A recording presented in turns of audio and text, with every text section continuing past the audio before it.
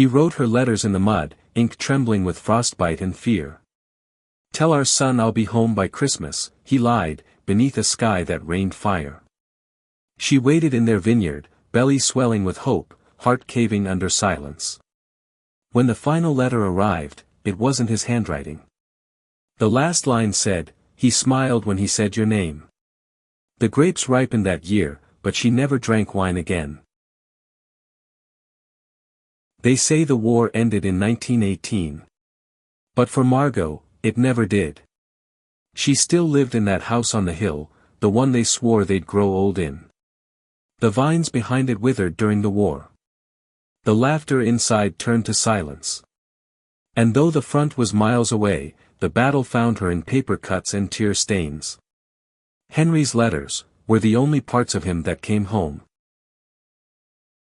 First letter came wrapped in a pressed violet. To my dearest Margot, it read, I carry your name like a charm against bullets. My hands tremble not from fear, but from the cold. I miss the warmth of your skin more than my own breath. She read it beneath their fig tree, the one he carved their initials into the day before he left. The carving had faded. But his words didn't. He promised he'd return by Christmas. She believed him. Henri wrote from the trenches of Verdun. Mud swallowed boots. Rain fell sideways. Rats feasted on bodies they didn't have the decency to fear. They say we are holding the line, he wrote. But I feel more like the earth is holding us down, burying us before we're dead. Sometimes, he sent pressed flowers. Sometimes, sketches of birds he hadn't seen in months. Each letter was shorter than the last.